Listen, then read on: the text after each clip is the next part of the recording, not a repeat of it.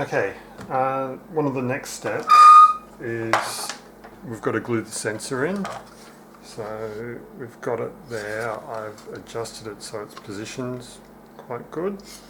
But before we glue it in, we want to make sure that everything's where we want it to be, that it's actually wired in properly and functioning. So what we're going to do is just do a quick check on the scope and make sure it's working okay. So put a couple of screws in to do that, and yeah, so when it's installed I'll have the sensor in there, and I put this cap over it, which will need some trimming. It's just come off the printer, and we glue it in with some epoxy. I've got a little jig that I have set up, and it's designed to just plug into the board, and it just makes hooking the scope up a lot easier. So first things first is we want the trigger, which is our signal going in. And actually, that needs a bit more length.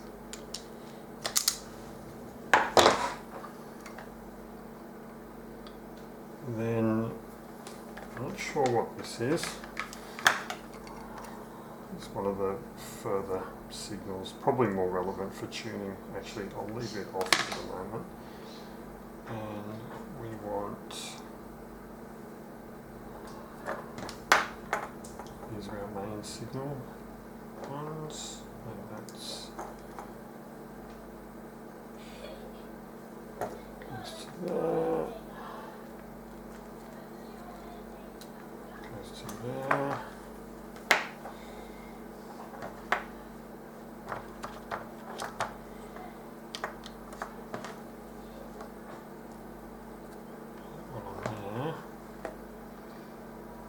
And yeah, I'll leave the other one free, be able to probe things a bit. Now, one of the other things we want is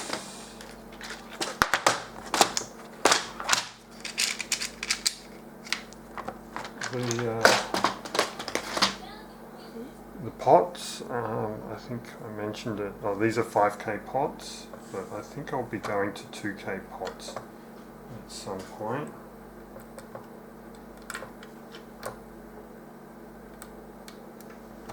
What we're going to do is power these up and cross our fingers.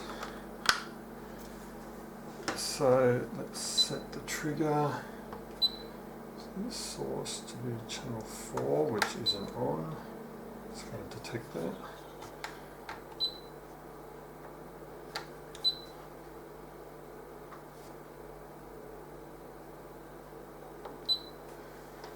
And let's just elevate channel 4 a bit and get our trigger up. So channel 4,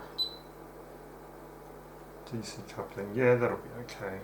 So, not sure what we're looking at for our frequency. Anyway, let's go channel 1, we want AC coupling.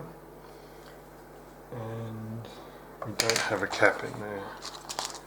So what I'll do is, I've got, for my tuning setups, I'll put in a pair of 68s. They're a reasonable starting point, although I do have the proper mechanism for the tuning.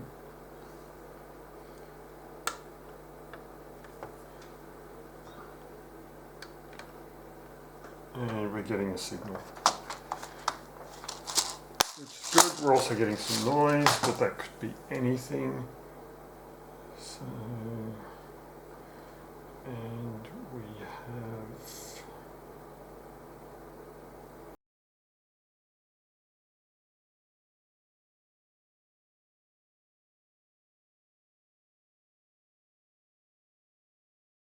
so the fact that these align at the moment is a good thing, and it's what we want to see. So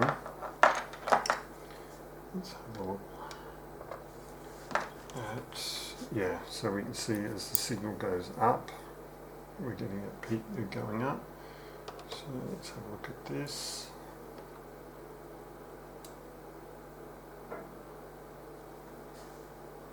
Okay, that's the signal going out.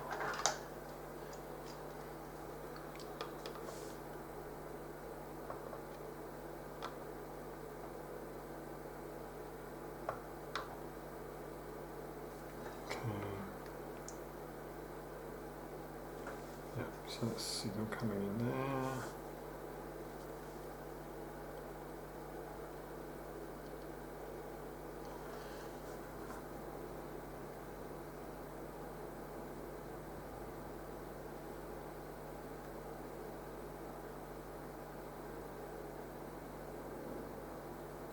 Looking at that looks good.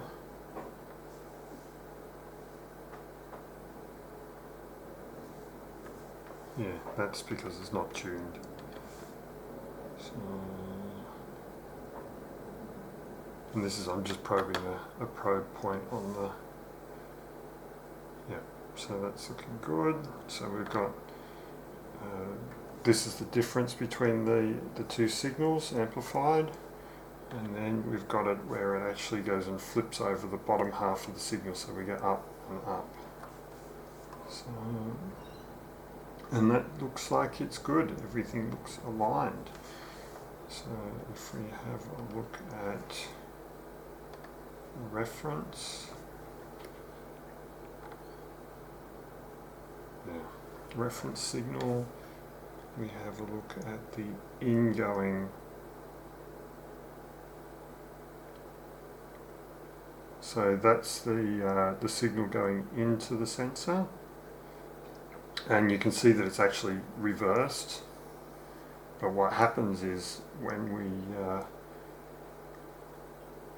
because of the way the sensor's wired up, the signal that comes out in this instance, it aligns, but we've actually wired it to reverse it, so it corrects itself. So everything looks like it's good. Everything's in the right directions, and we can go ahead and glue this sensor in.